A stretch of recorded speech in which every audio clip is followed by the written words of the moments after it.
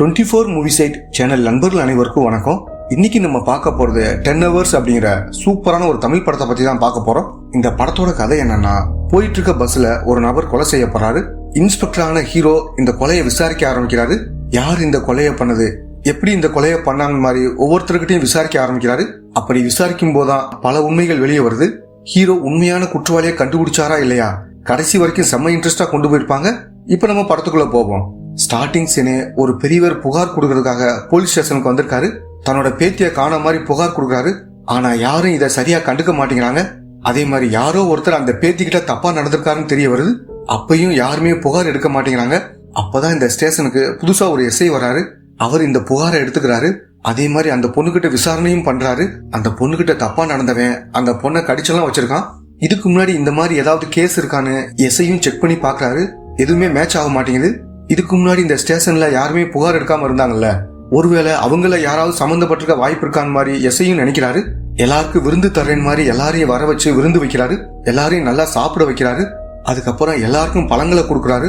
நல்லா சாப்பிட்டதுனால முழுசா சாப்பிட முடியாம எல்லாரும் பாதி பாதி சாப்பிட்டு வச்சிடறாங்க. பல்ல வச்சு கண்டுபிடிக்கத்தான் இப்படி பண்ணிருப்பாரு. அதே மாதிரி அந்த குற்றவாளி யாருன்னு கண்டுபிடிச்சிடறாரு. பார்த்தா இந்த ஸ்டேஷன்ல இருக்க இன்ஸ்பெக்டர் தான் இந்த விஷயத்த பண்ணிருப்பாரு. இந்த இன்ஸ்பெக்டருக்கு தண்டனை வாங்கி தரணும் மாதிரி எஸ்ஐயும் நினைக்கிறாரு. ஆனா இன்ஸ்பெக்டர் தன்னோட செல்வாக்க பயன்படுத்தி இந்த கேஸ்ல இருந்து தப்பிக்கலாம்னு நினைக்கிறாரு.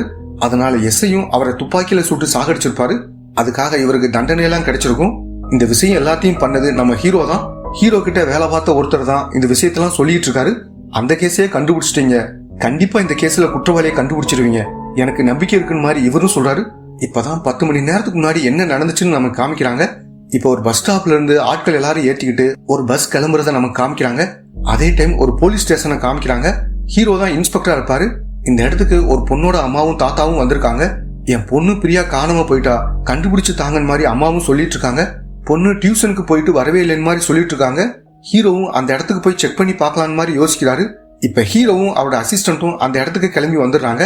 பொண்ணு இந்த வழியா வந்தாலான்னு மாதிரி அங்க இருக்கிற ஒருத்தர்கிட்ட விசாரிக்கிறாங்க. ஆமா சார், இந்த பொண்ணு இந்த வழியா போனாங்க, நான் பார்த்தேன் மாதிரி இந்த நபரும் சொல்றாரு. அப்படின்னா வழியில தான் அந்த பொண்ணுக்கு ஏதோ நடந்திருக்குன்னு மாதிரி ஹீரோவும் நடந்துகிட்டே செக் பண்றாரு. அப்படி செக் பண்ணிட்டு இருக்கும்போது ஒரு இடத்துல மட்டும் கம்பளி பூச்சியா இருக்கு. ஏன் இந்த இடத்துல மட்டும் கம்பளி பூச்சியா இருக்குன்னு மாதிரி ஹீரோவும் யோசிக்கிறாரு. அதே மாதிரி பக்கத்துல இருக்க ஒரு வீட்லயும் கம்பளி பூச்சியா இருக்கு. கதவு லாக்ல இருக்கு. பரவாயில்ல, கதவை உடைங்கன்னு மாதிரி உள்ள போய் செக் பண்ணி பாக்குறாங்க. அப்படி செக் பண்ணி பார்க்கும்போது இந்த வீட்டுல இருந்து தான் அந்த பொண்ணை கடத்திருக்காங்கன்னு தெரிய வருது. இது எப்படி நடந்திருக்க வாய்ப்பு இருக்குன்னு மாதிரி ஹீரோவும் அதை பத்தி சொல்ல ஆரம்பிக்கிறாரு. அந்த பொண்ணு வரும்போது 2 பேர் வேணும்னே கம்பளி பூச்சியை போடுறாங்க. அந்த சமயம் ஒரு லேடி வந்து ஹெல்ப் பண்றாங்க. என்னாச்சு, கம்பளி பூச்சியை போட்டு போயிட்டாங்களா, என் வீட்டுக்கு வந்து ட்ரெஸ்ஸை கிளீன் பண்ணிக்கப்பான்னு சொல்லவும் சரின்னு இந்த பொண்ணு நம்பி அந்த வீட்டுக்கு போயிருப்பா. அதுக்கப்புறம் தான் அந்த பொண்ணை கடத்திருக்காங்கன்னு தெரிய வருது. பிளான் பண்ணி இந்த விஷயத்த பண்ணிருக்காங்க. அந்த பொண்ணோட போட்டோ வச்சு எல்லா இடத்துலயும் தேடி பாருங்கன்னு மாதிரி ஹீரோவும் இந்த இடத்துல சொல்றாரு. பிரியாவை கடத்துறதுக்கு ஒரு லேடி ஹெல்ப் பண்ணாங்கல்ல, அதுக்கான பணத்தை வாங்கிட்டு அவங்களும் இங்கிருந்து கிளம்பி போறாங்க. அடுத்து பிரியாவோட ஃப்ரெண்டை பார்த்து விசாரிக்கிறதுக்காக எஸ்ஐ ஒருத்தர் அங்க வராரு. சார், நாளைக்கு வந்து பேசுங்க மாதிரி அப்பாவும் இவங்களை போக சொல்லிடுறாரு. இப்ப போலீஸும் எல்லா வண்டியையும் செக் பண்ணிட்டு இருக்காங்க. அப்படி செக் பண்ணிட்டு இருக்கும்போது ஒரு வண்டியில இருக்க ஆளுங்க மேல சந்தேகம் வருது. நல்லா செக் பண்ணி பாக்கணும் மாதிரி ஒருத்தர் எல்லா இடத்தையும் செக் பண்றாரு. அப்படி செக் பண்ணி பார்க்கும்போது அந்த பொண்ணை இங்கதான் வச்சிருக்காங்கன்னு தெரிய வருது. இந்த விஷயத்த இவரும் சொல்றதுக்காக வராரு. அது மூலியம் அந்த ஆளுங்க இவரை துப்பாக்கியை வச்சு சுட்டுறாங்க. அதே மாதிரி மத்த போலீஸ் மேலையும் சுட்டுட்டு வேகமா வண்டியை எடுத்துட்டு இங்கிருந்து கிளம்பி போறாங்க. தகவல் தெரிஞ்சு கொஞ்ச நேரத்துல ஹீரோவும் இங்க வந்துடுறாரு. போலீஸ் மேலேயே துப்பாக்கியை வச்சு சுட்டுருக்காங்க, யாரு அவங்கன்னு மாதிரி ஹீரோவும் பயங்கரமா கோவப்படுறாரு. அவங்களோட கார் இடிச்சிட்டு போகும்போது காரோட ஒரு பீஸ் உடஞ்சு விழுந்திருக்கும். அதை எடுத்து பார்க்கும்போது அது ஒரு ப்ளூ கலர் காருன்னு இவரும் புரிஞ்சுக்கிறாரு. இந்த வழியா போறதுக்கு என்னென்ன குறுக்கு பாதை இருக்கு, அதுல போய் அவங்கள பிடிக்கணும் மாதிரி ஹீரோவும் யோசிக்கிறாரு. ப்ளூ கலர் கார் எந்த வழியா போனாலும் அதை மடக்குங்க மாதிரி எல்லா செக் போஸ்டையும் அலர்ட் பண்ண சொல்றாரு. இப்ப ஹீரோவும் குறுக்கு வழியில அந்த பகுதி நோக்கி போயிட்டு இருக்காரு. எல்லா இடத்துலயும் செக் பண்ணிட்டு இருக்கனால இவங்களும் பயங்கரமா யோசிக்கிறாங்க. இப்ப ஹீரோவும் அந்த இடத்துக்கு வந்து பார்க்கும்போது வண்டி மட்டும்தான் இருக்கு. அந்த ஆட்களையும் பிரியாவையும் காணோம். பிரியாவையும் தூக்கிட்டு போயிருக்காங்கன்னு தெரிய வருது. பக்கத்துலதான் அந்த குரூப் இருப்பாங்க மாதிரி ஹீரோவும் அங்கங்க தேடிட்டு இருக்காரு. அப்படி தேடிட்டு இருக்கும்போது அந்த ஆட்கள் ஹீரோவை தாக்க ஆரம்பிக்கிறாங்க. பதிலுக்கு ஹீரோவும் அவங்க கூட பயங்கரமா சண்டை போடுறாரு. ஒரு கட்டத்துல எல்லாரையும் அடிச்சு போட்டுறாரு. எங்கடா அந்த பொண்ணுன்னு கேட்கும்போது, சார் அந்த பொண்ணை வேற வண்டியில மாத்தி விட்டோம் மாதிரி சொல்றாங்க. யார் சொல்லி இதெல்லாம் பண்ணீங்க மாதிரி ஹீரோவும் கேக்குறாரு. சார், அதெல்லாம் எங்களுக்கு தெரியாது, இந்த மாதிரி எங்களுக்கு ஒரு வேலை கொடுத்தாங்க, அதைத்தான் நாங்க பண்ணோம் மாதிரி சொல்லிக்கிட்டு இருக்கும் போதே வேலை கொடுத்த நபர்கிட்ட இருந்து போன் கால் வருது. ஹீரோவும் இதை கேட்டுட்டு இருக்காருன்ற விஷயம் அவனுக்கு நல்லாவே தெரியுது. ஹீரோவை கிண்டல் பண்ற மாதிரி பேசுறான். உன்னால எதுவுமே பண்ண முடியாத மாதிரி சொல்லிட்டு வைக்கிறான். இப்ப ஹீரோவும் கோபத்துல இங்க இருக்கிற நபரை போட்டு பயங்கரமா அடிக்கிறாரு. அடுத்த சீன்ல போலீஸ் கண்ட்ரோல் ரூமுக்கு ஒரு நபர் கால் பண்றாரு. பஸ்ல ஒரு பொண்ணுக்கு ஆபத்துன்னு மாதிரி சொல்றாரு. என்னது பஸ்ஸா? அந்த பஸ்ஸோட நம்பரை சொல்லுங்கன்னு மாதிரி கேட்கும்போது அந்த நபரும் பஸ்ஸோட நம்பரை சொல்றாரு. அப்படி பேசிட்டு இருக்கும்போதே கால் கட் ஆயிருது. இப்ப கண்ட்ரோல் ரூம்ல இருக்கிறவரும் எல்லா போலீஸ்க்கும் இந்த தகவலை சொல்றாரு. இதுதான் பஸ்ஸோட நம்பர், என்ன ஏதுன்னு பாருங்கன்னு மாதிரி சொல்லும்போது இந்த விஷயம் ஹீரோக்கும் தெரிய வருது. ஹைவேஸ்ல தான் அந்த பஸ் போயிட்டு இருக்கு, சீக்கிரம் அதை போய் பிடிங்கன்னு மாதிரி ஹீரோவும் எல்லார்கிட்டையும் சொல்றாரு. கொஞ்ச நேரத்துல அந்த பஸ்ஸை கண்டுபிடிச்சு நிறுத்துன மாதிரி சொல்லிட்டு இருக்காங்க. டிரைவர் பஸ்ஸை நிறுத்தின உடனே ஆபீஸ்ல இருந்து கால் வருது. ஏன்னா பஸ்ல ஜிபிஎஸ் இருக்கும் போல. ஏன் பஸ்ஸை நிறுத்தினீங்கன்னு மாதிரி கேட்கும்போது போலீஸ் தான் நிறுத்த சொன்னாங்கன்னு மாதிரி டிரைவரும் இந்த இடத்துல சொல்றாரு. இப்ப போலீஸும் உள்ள வந்து செக் பண்ணி பார்க்கும்போது ஒருத்தர் கொலை செய்யப்பட்டு இறந்து கிடக்காரு. இத பார்த்துட்டு பஸ்ல இருக்கிற எல்லாரும் அதிர்ச்சி ஆறாங்க. இவங்க செக் பண்ண வரைக்கும் எந்த பொண்ணுக்கும் ஆபத்து கிடையாது, எல்லாரும் நார்மலா தான் இருக்காங்க. கால் பண்ணது இறந்து போன இந்த பையன் தான், இவனோட பேர் பரத் அப்படிங்கிறது. இந்த பஸ்ல இருக்கிற யாரோ தான் இவனை கொண்டு இருக்காங்க. அதனால பஸ்ல இருக்கிற எல்லாரையும் விசாரணை பண்ணணும் மாதிரி ஹீரோவும் நினைக்கிறாரு. இந்த பரத்துக்கு ஒரு கேர்ள் ஃபிரெண்ட் இருக்காங்க, அவங்க பேர் ரம்யா அப்படிங்கிறது. ரம்யாவும் பரத் எங்கன்னு மாதிரி தேடுறாங்க. பார்த்தா பரத் தான் கொல்லப்பட்டிருக்கான்னு தெரிஞ்சதும் பயங்கரமா அதிர்ச்சி ஆறாங்க. சீக்கிரமா குற்றவாளியை கண்டுபிடிக்கணும், அதனால போஸ்ட்மார்ட்டத்தை சீக்கிரமா முடிங்கன்னு மாதிரி ஹீரோவும் டாக்டர் கிட்ட சொல்றாரு. இப்ப இந்த பஸ்ல இருக்க எல்லாரையும் ஸ்டேஷனுக்கு கூட்டிட்டு வந்துடுறாங்க. இவங்களோட பேர் கைரேகை எல்லாத்தையும் வாங்கி ஃபாரன்சிக் டீமுக்கு அனுப்பி வைக்கிறாரு. அதே மாதிரி அந்த இடத்துல ஒரு கத்தி கிடைச்சிருக்கும். அந்த கத்தியில இவங்களோட கைரேகை ஏதாவது மேட்ச் ஆகுதா பாருங்கன்னு மாதிரி அனுப்பி வைக்கிறாரு. அந்த ரம்யா இருக்காங்கல்ல, கண்டக்டர் மேலதான் சந்தேகப்படுறாங்க. இவன் தான் ஏதாவது பண்ணிருக்கான்னு மாதிரி அவனை போட்டு அடிக்கிறாங்க. இவனை ஏன் ரம்யா சந்தேகப்படுறாங்கன்னு ஹீரோவுக்கு தெரியல. அதனால கண்டக்டர் கிட்ட என்ன நடந்துச்சுன்னு மாதிரி விசாரிக்க ஆரம்பிக்கிறாரு. இப்பதான் நடந்த விஷயத்த நமக்கு காமிக்க ஆரம்பிக்கிறாங்க. இப்ப கோயம்பேடு பஸ் ஸ்டாப்ப காமிக்கிறாங்க. அந்த இடத்துல ஒருத்தன் எல்லாரையும் போட்டோ எடுத்துட்டு இருக்கான். யூடியூப் சேனல் வச்சிருப்பான் போல, அதுல போறதுக்காக எல்லாரையும் போட்டோ எடுத்துட்டு இருக்கான். இப்ப பஸ் எடுக்கும் போது 2 பேர் வேகமா வந்து பஸ்ல ஏறாங்க. யாருன்னு பார்த்தா பரத்தும் ரம்யாவும் தான் ஏறாங்க. வீட்டை விட்டு ஓடி வந்திருப்பாங்க போல. கொஞ்சம் பதட்டமா தான் 2 பேர் இருக்காங்க. ஒரு பையன் மனநலம் பாதிக்கப்பட்ட அப்பாவை ட்ரீட்மெண்ட்காக கூப்பிட்டு போறான் போல. அப்பாவை ஓரமா உட்கார வச்சுட்டு பக்கத்துல அவனும் உட்காந்துக்கிறான். இந்த விஷயம்லாம் கண்டக்டர் சொல்லிக்கிட்டு இருக்கும் போது ஹீரோவும் அவரை போட்டு அடிக்கிறாரு. ஏன் ஜனனிங்கிற ஒரு பொண்ணை மட்டும் மார்க் பண்ணி வச்சிருக்கேன் மாதிரி கேட்கும்போது இவனும் நடந்த விஷயத்த சொல்ல ஆரம்பிக்கிறான். ஜனனி ஒரு ஸ்டாப்ல ஏறணும். இவங்களும் கொஞ்ச நேரம் வெயிட் பண்ணி பார்த்திருப்பாங்க. அந்த ஜனனி வர மாதிரி தெரியல. அதனால இவங்களும் பஸ் எடுத்துட்டு கிளம்பி போயிருப்பாங்க. அதுக்காகத்தான் மார்க் பண்ணி வச்சேன் மாதிரி இவரும் சொல்றாரு. அந்த ரம்யா இவரை சந்தேகப்பட என்ன காரணம்னு இப்பதான் இவர் சொல்ல ஆரம்பிக்கிறாரு. இந்த பஸ்ல கர்ப்பமா இருக்கிற ஒரு பொண்ணு ஏறி இருப்பாங்க. அவங்க பஸ்லயே வாந்தி எடுத்துறாங்க. இதனால இவர் டென்ஷன் ஆகி அந்த பொண்ணை போட்டு பயங்கரமா திட்டுறாரு. இதை கவனிச்ச பரத்தும் கோவப்பட்டு இந்த நிலைமையில இருக்கிற ஒரு பொண்ணை திட்டுவான் மாதிரி இவரோட சண்டை போடுறாரு. மாத்தி மாத்தி 2 பேரும் சண்டை போட்டுக்கிறாங்க. அந்த சண்டையை மனசுல வச்சுதான் இப்படி நினைச்சிருக்காங்க. ஆனா நான் எதுவுமே பண்ணலைன்னு மாதிரி இவரும் சொல்றாரு. இந்த கண்டக்டருக்கு ஒருத்தவங்க பேண்டேட் எல்லாம் ஒட்டி விட்டுருப்பாங்க. அவங்க பேர் காயத்ரி அப்படிங்கிறது. இப்ப ஹீரோவும் காயத்ரி கிட்ட விசாரிக்க ஆரம்பிக்கிறாரு. உங்களுக்கும் பரத்துக்கும் ஏதாவது பிரச்சனை நடந்துச்சா, அதை பத்தி சொல்லுங்கன்னு மாதிரி கேட்கும்போது இவங்களும் நடந்த விஷயத்த சொல்ல ஆரம்பிக்கிறாங்க. காயத்ரி ஒரு இடத்துல ஏறும் போதான் இந்த கண்டக்டர் அடி வாங்கிட்டு இருந்திருப்பாரு. என்ன நடந்துச்சுன்னு தெரியாம இவங்க பரத் மேல கோவப்படுவாங்க. அதுக்கப்புறம் இவங்களும் கண்டக்டருக்கு பேண்டேட் எல்லாம் போட்டு விட்டுருப்பாங்க. அதுக்கப்புறம் தான் சுத்தி இருக்கிற எல்லாரும் அந்த பையன் மேல தப்பு இல்ல, இந்த கண்டக்டர் தான் ஓவரா பேசினான் மாதிரி சொல்லி புரிய வைக்கிறாங்க. அதுக்கப்புறம் பரத்துக்கிட்ட வந்து நான் சாரி கூட கேட்டேன் மாதிரி இவங்களும் சொல்றாங்க. அடுத்து பரத்தோட கேர்ள் ஃபிரெண்ட் ரம்யா கிட்ட விசாரிக்கும் போது என்ன நடந்துச்சுன்னு இவங்களும் சொல்ல ஆரம்பிக்கிறாங்க. ரம்யாவை பொறுத்த வரைக்கும் ஒரு பெரிய ஆளோட பொண்ணா இருப்பாங்க. பரத்தை லவ் பண்ணுவாங்க. பரத்தும் ஒரு நாள் வீட்டுக்கு வந்து உங்க பொண்ணை லவ் பண்றேன் மாதிரி அப்பா கிட்ட சொல்லிருப்பாரு. இதை கேட்ட ரம்யாவோட அண்ணனும் பரத்தை பயங்கரமா திட்டி இங்கிருந்து துரத்தி விட்டுருப்பாரு. அதுக்கப்புறம் தான் இவங்க 2 பேரும் வீட்டுக்கு தெரியாம ஓடி வந்திருப்பாங்க. உங்க அப்பாவோ அண்ணனோ இந்த விஷயத்த பண்ணிருக்க வாய்ப்பு இருக்குன்னு மாதிரி சொல்லும்போது ஆமா அவங்க கூட இதை பண்ணிருக்க வாய்ப்பு இருக்குன்னு மாதிரி ரம்யாவும் அழுதுகிட்டே சொல்றாங்க. அடுத்து குருன்னு ஒரு நபரை விசாரிக்கிறதுக்காக கூப்பிடுறாங்க. இந்த குருவும் ரம்யா கண்ணில் படக்கூடாத மாதிரி ஒளிஞ்சு ஒளிஞ்சு இருந்திருப்பாரு. இப்ப இவரும் வேற வழி இல்லாம முன்னாடி வராரு. இந்த நேரத்துல ரம்யாவும் குருவை பாத்துறாங்க. இவன் என் அண்ணனோட ஃப்ரெண்டு, இவங்க கூட ஏதாவது பண்ணிருக்க வாய்ப்பு இருக்குன்னு மாதிரி சொல்றாங்க. இப்ப போலீஸும் குருவை பிடிச்சி பயங்கரமா அடிக்கிறாங்க. உண்மையை சொல்லணும் மாதிரி கேட்கும் போது இவனும் நடந்த விஷயத்த சொல்ல ஆரம்பிக்கிறான். இவங்க 2 பேரும் ஓடி போய் பஸ்ல ஏறினத குருவும் பாக்குறாரு. உடனே ரம்யாவோட அண்ணனுக்கு கால் பண்ணி இந்த விஷயத்த சொல்றாரு. நீ அதே பஸ்ல ஏறி அவங்கள ஃபாலோ பண்ணு, அவங்க எங்க இறங்குறான்னு பார்த்து சொல்லு, மத்த விஷயத்த நாங்க பாத்துக்கிறோம் மாதிரி அண்ணனும் சொல்றாரு. அதனாலதான் இவங்க 2 பேரையும் ஃபாலோ பண்றதுக்காக பஸ்ல ஏறின மாதிரி இவரும் சொல்றாரு. பொய் சொல்லாத, டைம் பார்த்து பரத்தோட கதையை முடிச்சிருக்குன்னு சொல்லியிருக்கான், நீயும் அதை பண்ணிருக்க, இதுதான் நடந்திருக்குன்னு மாதிரி கேட்கும்போது சார் அப்படி எதுவும் பண்ணலன்னு மாதிரி இவனும் சொல்றான். இப்ப ஃபாரன்சிக் டீமும் ஹீரோவுக்கு போன் பண்ணி ஒரு விஷயத்த சொல்றாங்க. அதாவது அந்த கத்தியில நவீன்கிற ஒருத்தனோட கைரேகை மேட்ச் ஆகுதுன்னு மாதிரி சொல்றாங்க. இப்ப ஹீரோவும் நவீனை பிடிச்சி பயங்கரமா அடிக்கிறாரு. நீதான் கத்தியை வச்சு கொலை பண்ணிருக்க, என்ன நடந்துச்சு உண்மையை சொல்லுன்னு மாதிரி கேட்கும்போது இவனும் நடந்த விஷயத்த சொல்ல ஆரம்பிக்கிறான். இந்த ரம்யாவும் பரத்தும் ஒரு ஹோட்டலுக்கு வந்திருப்பாங்க. பாத்ரூமை யூஸ் பண்ணலான்னு மாதிரி ரம்யாவும் போயிருப்பாங்க. அப்படி போயிட்டு வரும்போது ஒரு மாதிரி வராங்க. பாத்ரூம்ல ஒருத்தன் போன் கேமராவை செட் பண்ணி வச்சிருப்பான் போல. இதை கேட்கிற பரத்தும் டென்ஷன் ஆகி இந்த போன் யாரோடது, இந்த நம்பர் யாரோடது மாதிரி விசாரிக்கிறாரு. அப்படி விசாரிக்கும் போது இந்த ஹோட்டல்ல வேலை பார்க்குற நவீனோடதுன்னு தெரிய வருது. ஏன்டா இப்படி பண்ணேன்னு மாதிரி பரத்தும் நவீனை போட்டு பயங்கரமா அடிக்கிறாரு. இதனால நவீனுக்கு வேலையும் போயிருக்கும். இவங்க 2 பேரும் பஸ்ல ஏறினத எதேச்சையா நவீனும் பார்த்திருப்பான். ஏதாவது பண்ணணும் மாதிரி இவனும் பஸ்ல ஏறி இருப்பான்.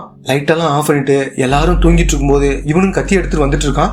பார்த்தா ஏற்கனவே பரத்தோட கதையா யாரோ முடிச்சிருக்காங்க. கிளம்பலாம்னு நினைக்கும் போது திடீர்னு பிரேக்க போடுறாங்க. அப்ப இவன் வச்சிருந்த கத்தி கீழே விழுந்திருக்கும். இதுதான் நடந்துச்சுன்னு மாதிரி நவீனும் இந்த இடத்துல சொல்றான். அடுத்து ரம்யாவோட அப்பாவையும் அண்ணனையும் வர வச்சு விசாரிக்க ஆரம்பிக்கிறாங்க. சார், முதல்ல பரத் மேல எங்களுக்கு கோபம் இருந்துச்சு, அதுக்கப்புறம் நாங்க மனசை மாத்திக்கிட்டோம், நாங்க பரத்தை கொலை பண்ணலன்னு மாதிரி இவங்களும் சொல்றாங்க. அடுத்த சீன்ல டாக்டர் பரத்தோட உடலை எடுத்துட்டு வான்னு மாதிரி சொல்லியிருப்பாரு. அவங்களும் வந்து பார்க்கும்போது பரத்தோட உடல் அங்க இல்ல. இந்த விஷயம் ஹீரோவுக்கு தெரிய வந்ததும் இவரும் பயங்கரமா அதிர்ச்சி ஆறாரு. போஸ்ட்மார்ட்டம் நடக்க கூடாதுன்னு யாரோ தான் இதை பண்ணிருக்காங்க மாதிரி இவரும் புரிஞ்சுக்கிறாரு. நடந்த 3 விஷயத்துக்கும் ஏதோ ஒரு தொடர்பு இருக்குன்னு மாதிரி அதை பத்தி சொல்ல ஆரம்பிக்கிறாரு. முதல்ல பிரியாங்கிற ஒரு பொண்ணு கடத்தப்பட்டிருக்காங்க. அதே சமயம் பஸ்ல ஒரு பொண்ணை தாக்கியிருக்காங்க. அதைத்தான் அந்த பரத் பார்த்து போலீஸுக்கு தகவல் கொடுத்திருக்கான். அதுக்கப்புறம் அவனும் கொலை செய்யப்பட்டிருக்கான். இதுக்கெல்லாம் ஏதோ ஒரு காரணம் இருக்கு, இதை சீக்கிரமா கண்டுபிடிக்கணும் மாதிரி ஹீரோவும் இந்த இடத்துல சொல்றாரு. அடுத்த சீன்ல ஹீரோவும் ஹாஸ்பிட்டலுக்கு வந்து அந்த பையனோட உடலை எப்படி கொண்டு போனாங்க மாதிரி செக் பண்ணி பாக்குறாரு. அந்த உடலை ஒருத்தன் தான் இழுத்துட்டு போயிருக்கான்னு இவருக்கு தெரிய வருது. அந்த இழுத்துட்டு போன தடயத்தை வச்சு இவரும் ஃபாலோ பண்ணி போயிட்டு இருக்காரு.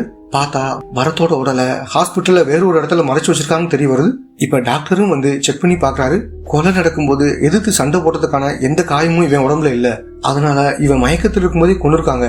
இந்த விஷயம் போஸ்ட்மார்ட்டம் ரிப்போர்ட்ல தெரிஞ்சுக்கணும்னு நினைச்சுதான் இவனோட உடல்ல மறைச்சு வச்சிருக்காங்க மாதிரி டாக்டரும் இந்த இடத்துல சொல்றாரு. இப்போ ஒரு வேனை காமிக்கிறாங்க. அதுல ஒரு பொண்ணோட உடலை வச்சு அங்கிருந்து கிளம்ப ஆரம்பிக்கிறாங்க. அப்படி வந்துட்டு இருக்கும்போது செக் பண்றதுக்காக போலீஸ் இந்த வண்டியை நிப்பாட்டுறாங்க. ஆனா ஆளுங்க நிப்பாட்டாம வண்டியை எடுத்துட்டு கிளம்புறாங்க. உடனே இந்த தகவலை ஹீரோ கிட்ட சொல்றாங்க. சீக்கிரமா அந்த வண்டியை மடக்குங்க, நம்ம தேடுற பொண்ணு அதுல இருக்க வாய்ப்பு இருக்குன்னு மாதிரி ஹீரோவும் சொல்றாரு. இப்ப போலீஸும் அந்த வண்டியை ஃபாலோ பண்ணி போயிட்டு இருக்காங்க. அடுத்து ஹீரோவும் அந்த இடத்துக்கு வேகமா வந்துடுறாரு. பார்த்தா அந்த வண்டி மட்டும்தான் இருக்கு. ஆளுங்க யாரையும் காணோம். எங்க போனாங்க மாதிரி தேடிட்டு இருக்கும்போது அந்த ஆளுங்க மறைஞ்சிருந்து ஹீரோவை தாக்குறாங்க. பதிலுக்கு ஹீரோவும் அவங்க கூட பயங்கரமா சண்டை போடுறாரு. ஒரு கட்டத்துல அவங்க எல்லாரையும் அடிச்சு போட்டுறாரு. அந்த பொண்ணு யாருன்னு மாதிரி பாக்குறதுக்காக வராரு. பார்த்தா இவங்க தேடிட்டு இருந்த பிரியாங்கிற பொண்ணு அங்க இல்ல. பஸ்ல ஜனனிங்கிற ஒரு பொண்ணு ஏறாம இருந்தாங்கல்ல, அந்த பொண்ணோட உடல் தான் இங்க இருக்கு. அடுத்த ஹீரோவும் அந்த பஸ்ஸோட டிரைவர் கண்டக்டர் கிட்ட விசாரிக்க ஆரம்பிக்கிறாரு. ஜனனிங்கிற ஒரு பொண்ணு பஸ்ல ஏறவே இல்லைன்னு சொன்னீங்க, ஆனா அவங்க பஸ்ல ஏறி இருக்காங்க, நீங்க தான் ஏதோ பண்ணிருக்கீங்க மாதிரி சொல்லும் போது, சார் அவங்க அந்த பஸ்ல ஏறவே இல்லைன்னு மாதிரி இவங்களும் சொல்றாங்க. இப்ப ஹீரோவும் போலீஸ் ஒருத்தருக்கு கால் பண்ணி இவங்க சொல்ற பஸ் ஸ்டாப்ல இருக்கிற சிசிடிவியை செக் பண்ணி பார்க்க சொல்றாரு. அவரும் செக் பண்ணி பார்த்துட்டு, சார் அந்த பொண்ணு அந்த ஸ்டாப்ல ஏறலைன்னு மாதிரி சொல்றாரு. இப்ப ஹீரோவும் நல்லா யோசிச்சு பார்த்துட்டு மறுபடியும் அந்த போலீஸுக்கு கால் பண்றாரு. சார் அந்த ஜனனிங்கிற பொண்ணு கொஞ்சம் லேட்டா வந்திருக்கலாம், இல்ல கொஞ்சம் முன்னாடியே வந்திருக்கலாம், அதை மட்டும் செக் பண்ணி பாருங்க மாதிரி சொல்றாரு. இப்ப அந்த போலீஸும் செக் பண்ணி பாக்குறாரு. அப்படி செக் பண்ணி பார்த்துட்டு ஹீரோ கிட்ட ஏதோ சொல்றாரு. என்ன சொல்றாருன்னு தெரியல. இப்ப அங்க இருக்கிற எல்லார்கிட்டையும் அவங்களோட போனை கொடுத்துறாங்க. அவங்களும் தங்களோட ஃபேமிலிக்கு போன் பண்ணி பேச ஆரம்பிக்கிறாங்க. இந்த விஷயம் எல்லாத்தையும் ஒரு கான்ஸ்டபிள் நோட் பண்றாரு. இந்த சமயம் ஹீரோவும் ஒரு டோல்கேட்டை செக் பண்ணி பார்க்கலாம் மாதிரி அங்க வந்துடுறாரு. அந்த பஸ் இருக்கிற ஃபுட்டேஜை செக் பண்ணி பார்த்துட்டு இருக்காரு. அப்பதான் அந்த கான்ஸ்டபிள் ஹீரோவுக்கு போன் பண்றாரு. சார் இங்க இருக்கிற எல்லாருமே போன் பண்ணி பேசுறாங்க, ஆனா அந்த டிரைவர் மட்டும் தான் போன் பண்ணி பேசுற மாதிரி நடிச்சான்னு சொல்றாரு. இப்ப ஹீரோவும் அடுத்த டோல்கேட்டுக்கு வந்து அங்க இருக்கிற ஃபுட்டேஜை செக் பண்ணி பாக்குறாரு. அப்படி பார்க்கும்போது ஏதோ ஒரு விஷயத்த கண்டுபிடிக்கிறாரு. அந்த விஷயத்தெல்லாம் போட்டோ மாதிரி எடுத்து வச்சுக்கிறாரு. இப்ப அந்த பஸ்ஸை செக் பண்ணி பார்க்கலாம் மாதிரி ஹீரோவும் அங்க வந்துடுறாரு. உள்ள இருக்கிற ஏதோ ஒரு பொருளை தேடி பாக்குறாரு. என்ன தேடுறாருன்னு நமக்கு தெரியல. அடுத்து இவரும் போலீஸ் ஸ்டேஷனுக்கு வரும்போது அந்த யூடியூப் சேனல் வச்சிருக்க பையன் போட்டோலாம் எடுத்துட்டு இருக்கான். இவன் போன்ல ஏதாவது கிடைக்க வாய்ப்பு இருக்குன்னு மாதிரி அந்த போனை வாங்கிக்கிறாரு. இவங்க எல்லாரையும் கூப்பிட்டு வந்தாங்கல்ல, அப்ப இவங்க ஒரு போட்டோ எடுத்திருப்பாங்க. அதே மாதிரி அந்த பையன் இவங்க கூட சேர்ந்த மாதிரி போட்டோ எடுத்திருப்பான். இந்த ரெண்டையும் மேட்ச் பண்ணி பார்த்துட்டு ஹீரோவும் ஏதோ ஒரு விஷயத்த கண்டுபிடிக்கிறாரு. இப்ப டிரைவரை தவிர்த்துட்டு மத்த எல்லாரையும் அனுப்பிச்சு விட்டுறாங்க. இப்ப ஹீரோவும் தான் கண்டுபிடிச்ச விஷயத்த சொல்ல ஆரம்பிக்கிறாரு. அந்த பஸ் ஸ்டாப் சிசிடிவியை செக் பண்ண சொல்லிருப்பார்ல, அதுல கொஞ்ச நேரம் கழிச்சு அதே மாதிரி ஒரு பஸ் வந்திருக்கும். அதாவது அதே நம்பர் பிளேட் போட்ட வேற ஒரு பஸ் வந்திருக்கும். அதுலதான் ஜனனி ஏறி இருப்பாங்க. எல்லா டோல்கேட்ல இருக்க சிசிடிவி செக் பண்ணி பார்க்கும்போது ஒரு விஷயம் தெளிவா தெரியுது. அதாவது ஒரே நம்பர் பிளேட் போட்ட 2 பஸ் போயிருக்குன்னு தெரிய வருது. அதே மாதிரி டிரைவரும் போன்ல பேசுற மாதிரி நடிச்சாருன்னு கான்ஸ்டபிள் சொல்லிருப்பாரு. அதனால டிரைவர் மேல ஹீரோவுக்கு சந்தேகம் வந்திருக்கும். அதுக்கப்புறம் பஸ்ல போய் செக் பண்ணி பார்க்கலாம் மாதிரி ஹீரோவும் அங்க போயிருப்பாரு. டிரைவர் சீட்டுக்கு பக்கத்துல ஒரு டூல் பாக்ஸ் இருக்கும். அதை ஓபன் பண்ணி பார்க்கும்போது அதுல ஒரு கூர்மையான ஆயுதம் இருந்திருக்கும். அதை வச்சுதான் அந்த கொலையை பண்ணிருக்காங்க மாதிரி ஹீரோவும் கண்டுபிடிச்சிடாரு. அந்த பையன் வச்சிருந்த செல்போன்ல இருந்த போட்டோவை கம்பேர் பண்ணி தான் இதை இவர் கண்டுபிடிச்சிருப்பாரு. சட்டையில ரத்தம் சிந்திருக்கனாலதான் இவர் இந்த சட்டையை மாத்திருப்பாரு. இப்ப டிரைவரை பிடிச்சி அடிச்சு உண்மையை சொல்லணும் மாதிரி விசாரிக்க ஆரம்பிக்கிறாங்க. இப்ப இவரும் சில விஷயங்களை சொல்ல ஆரம்பிக்கிறாரு. இவரை பொறுத்த வரைக்கும் டிராவல்ஸ்க்காக மட்டும் வேலை பார்க்காம வேற ஒரு பெரிய ஆளுக்காகவும் வேலை பார்க்கறாரு. பணத்தை ஒரு இடத்துல இருந்து வேற ஒரு இடத்துக்கு மாத்துறதுக்காக வேற ஒரு பஸ்ஸை வாங்கி வச்சிருப்பாரு. இதே அடையாளத்துல தான் அந்த பஸ்ஸை வாங்கி வச்சிருப்பாரு. இது மூலமா ஈஸியா பணத்தை வேற ஒரு இடத்துக்கு மாத்துவாரு. அந்த பஸ் இந்த பஸ்ஸுக்கு பின்னாடி தான் வந்திருக்கும். அன்னைக்கு ஜனனி வர வேண்டிய பஸ்ஸை மிஸ் பண்ணிருப்பாங்க. இப்ப வர்ற பஸ் தான் நம்ம ஏற வேண்டிய பஸ் நினைச்சிருப்பாங்க. ஆனா இந்த பஸ் நிக்காம போறதுனால, ஏன் நிக்காம போறீங்க, நான் தான் வெயிட் பண்ணிக்கிட்டு இருக்கேன்ல, பஸ்ஸை நிப்பாட்டுங்கிற மாதிரி சொல்றாங்க. இவங்களும் எதுவும் சொல்ல முடியாம அமைதியா இருக்காங்க. இப்ப ஜனனி வேகமா உள்ள வந்து பார்க்கும்போது அது ஆளுங்க போற பஸ் இல்லைன்னு தெரிய வருது. இப்ப திடீர்னு பின்னாடி வந்த கண்டக்டர் இவங்களை அடிச்சிடாரு. இந்த விஷயத்த உடனே அந்த பஸ்ல இருக்கிற டிரைவருக்கு கால் பண்ணி சொல்றாங்க. ஏன்டா லேட்டா வந்தீங்கன்னு மாதிரி இவரும் அவங்கள புடிச்சு திட்டுறாரு. பஸ்ஸை ஸ்பீடா ஓட்டிட்டு வந்து என்ன தாண்டி போங்கன்னு மாதிரி சொல்றாரு. இந்த பஸ்ல பணம் மட்டும் இல்லாம சட்டவிரோதமா எல்லா பொருளும் கடத்துவாங்க. இத ஜனனி பார்த்ததுனால அவங்களோட கதையை முடிக்கணும் மாதிரி பயங்கரமா போட்டு அடிச்சிட்டு இருக்காங்க. இப்போதான் அந்த பரத்தை காமிக்கிறாங்க. போன்ல சார்ஜ் கம்மியா இருக்குன்னு மாதிரி வேடிக்கை பார்த்துட்டு வந்துட்டு இருக்காரு. அப்ப அந்த பஸ் இவரோட பஸ்ஸுக்கு பக்கத்துல வந்துட்டு இருக்கு. அப்ப ஜனனி இருக்காங்கல்ல, ஸ்கிரீனை வலிக்கிட்டு காப்பாத்துங்க மாதிரி கையை ஆட்டுறாங்க. இந்த விஷயத்த பரத்தும் பார்த்துட்டு வேகமா டிரைவர் கிட்ட வராரு. முன்னாடி போற பஸ்ல ஒரு பொண்ணுக்கு ஆபத்து இருக்கு, சீக்கிரமா போங்கன்னு மாதிரி இவரும் சொல்றாரு. எல்லாத்தையும் பார்த்துட்டான் போல, இதுக்கு மேல வேகமா போக முடியாத மாதிரி டிரைவரும் பரத்துக்கிட்ட சொல்றாரு. உடனே பரத்தும் போலீஸ் கண்ட்ரோல் ரூமுக்கு போன் பண்ணி இந்த விஷயத்த சொல்ல ஆரம்பிக்கிறாரு. அவங்களும் பஸ்ஸோட நம்பர் என்னன்னு கேட்கும்போது அந்த பஸ்ஸோட நம்பரை பார்த்துட்டு அதை சொல்றாரு. ஆனா 2 பஸ்ஸுக்கும் ஒரே நம்பர் இல்ல, அதனாலதான் இந்த குழப்பம் வந்திருக்கும். இவன் வேற போலீஸ் கிட்ட சொல்லிட்டான், என்ன பண்றது மாதிரி டிரைவரும் யோசிக்கிறாரு. இவர் எப்பயுமே தூக்க மாத்திரை வச்சிருப்பாரு. அந்த மாத்திரைய இவரோட தண்ணியில கலந்துறாரு. தம்பி, நீங்க ரொம்ப பதட்டமா இருக்கீங்க, இந்த தண்ணிய குடிங்கிற மாதிரி அவர்கிட்ட தண்ணியை தந்துடுறாரு. இப்ப பரத்தும் தண்ணியை குடிச்சனால அவருக்கு தூக்கம் வர மாதிரி இருக்கு. சரி தூங்கலான்னு மாதிரி இவரும் உள்ள வந்து தூங்க ஆரம்பிக்கிறாரு. அந்த நேரத்துல ரம்யாவும் அந்த கர்ப்பமான பொண்ணு பக்கத்துல தான் உட்காந்துருப்பாங்க. இப்ப டிரைவரும் பாஸுக்கு கால் பண்ணி என்ன பண்ணலான்னு மாதிரி கேட்கும்போது அந்த பையனோட கதையை முடிச்சிடும் மாதிரி அவரும் சொல்றாரு. அந்த பஸ்ல ஒரு டிரைவர் இருக்காருல்ல, அவர் ஒரு குறிப்பிட்ட இடத்துக்கு வர சொல்றாரு. அந்த இடம் வரும்போது இவரும் சுலவா போறாரு. அந்த நேரத்துல அந்த டிரைவர் இந்த பஸ்ல ஏறி இந்த பஸ்ஸை ஓட்ட ஆரம்பிக்கிறாரு. இப்ப இந்த டிரைவர் கூர்மையான ஆயத்தை எடுத்துட்டு வந்து பரத்தோட கதையை முடிச்சிட்டாரு. சட்டையில ரத்தம் பட்டதுனால இவரும் சட்டையை மாத்திருப்பாரு. அதே சமயம் அங்க ஜனனியோட உடலை கிளியர் பண்ணுங்க மாதிரி சொல்றாரு. இப்ப அந்த டிரைவரை ஸ்லோ பண்ணி இறங்க வச்சுட்டு இவர் ஓட்ட ஆரம்பிக்கிறாரு. அவங்களும் அந்த ஜனனியோட உடலை ஒரு இடத்துல போட்டுறாங்க. சில பேர் ஒரு வண்டியில வந்து ஜனனியோட உடலை எடுத்துட்டு போறாங்க. இந்த விஷயம் தான் நடந்துச்சுன்னு மாதிரி டிரைவரும் இந்த இடத்துல சொல்றாரு. சரி, அந்த பாஸ் யாருன்னு சொல்லணும் மாதிரி ஹீரோவும் இவரை போட்டு அடிக்கிறாரு. இது எல்லாத்தையும் செல்லுக்குள்ள இருந்து ஒருத்தன் கவனிச்சிட்டு இருக்கான். திடீர்னு தான் வச்சிருந்த துப்பாக்கி எடுத்து இந்த டிரைவரோட கதையை முடிச்சிடறான். அந்த பாஸ் தான் இதெல்லாம் பண்ண சொல்லியிருப்பாரு போல. இப்ப எஸ்ஐயும் அவன் ஹீரோவை சுட வாய்ப்பு இருக்கிற மாதிரி நினைச்சு தன்னோட துப்பாக்கி வச்சு அவனை சுற்றாரு. இதனால உண்மையான குற்றவாளியை கண்டுபிடிக்க முடியாம ஹீரோவும் சோகமா உட்காந்துருக்காரு. இதத்தான் ஸ்டார்டிங் சீன்ல காமிச்சிருப்பாங்க. அந்த பஸ்ல அவங்க என்ன வச்சிருந்தாங்கன்னு தெரியல, அத வேற ஏதாவது வண்டியில மாத்திருக்க வாய்ப்பு இருக்கு. அந்த மாதிரி சந்தேகப்படுற எல்லா வண்டியும் செக் பண்ணுங்க மாதிரி ஹீரோவும் சொல்றாரு. போலீஸும் சந்தேகப்படுற வண்டியெல்லாம் பார்த்துட்டு ஹீரோ கிட்ட சொல்லிட்டு இருக்காங்க. இப்ப இதுக்கெல்லாம் காரணமான அந்த நபரை காமிக்கிறாங்க. இவரோட பேர் மதன் அப்படிங்கிறது. இப்ப இடைத்தேர்தல் வரப்போற மாதிரி சொல்லிருப்பாங்க. இதுக்கெல்லாம் காரணமே இந்த மதனா தான் இருப்பாரு. உண்மையிலே அந்த எம்எல்ஏ கேண்டிடேட் ஆகவே இல்ல, இவர் தான் அப்படி கிரியேட் பண்ணி வச்சிருப்பாரு. இப்ப நடக்க போற இடைத்தேர்தல்ல என் மைண்டை யூஸ் பண்ணி ஜெயிக்க போறேன், இப்ப நீ செத்தா கரெக்டா இருக்கு மாதிரி அவரை சாகடிச்சிடறாரு. நான் அவனுக்கு தூக்க மாத்திரை கலந்து கொடுத்துருக்கேன், செக் பண்ணா நான் மாட்டிப்பேன், ஏதாவது பண்ணுங்க மாதிரி டிரைவரும் சொல்லிருப்பாரு. அதனால மதனும் தன்னோட ஆளுங்களை வச்சு போஸ்ட்மார்ட்டம் சீக்கிரம் பண்ணக்கூடாது மாதிரி அந்த விஷயத்த பண்ணிருப்பாரு. அதே மாதிரி ஸ்டார்டிங்ல பிரியாவை தூக்கிட்டு போனதும் ஹீரோ கிட்ட போன்ல பேசணும் இந்த மதன் தான். இப்ப சந்தேகப்படுற மாதிரி ஒரு காரை ஃபாலோ பண்ணிட்டு ஹீரோவும் ஒரு ஃபேக்டரிக்கு வந்துடுறாரு. இப்ப இங்க இருக்கிற ஆட்களும் ஹீரோவை தாக்குறதுக்காக வர்றாங்க. பதிலுக்கு ஹீரோவும் அவங்க கூட பயங்கரமா சண்டை போறாரு. அப்ப மதனும் பிரியாவோட கழுத்துல கத்தி வச்சு மிரட்டுறான். இப்ப ஹீரோவும் பிரியாவுக்கு எதுவும் ஆகாத மாதிரி மதனை போட்டு பயங்கரமா அடிக்கிறாரு. ஒரு கடத்துல பிரியாவை காப்பாத்தி வெளியே கூப்பிட்டு வந்துட்டு இருக்காரு. பிரியாவை மதன் ஏன் கடத்தினான்ற விஷயம் இப்பதான் தெரிய வருது. பிரியாவோட அப்பா தான் ஓட்டு பெட்டியை பாத்துக்கிற நபரா இருப்பாரு. பிரியாவோட அப்பாவை மிரட்டத்தான் இவன் பிரியாவை கடத்திருப்பான்.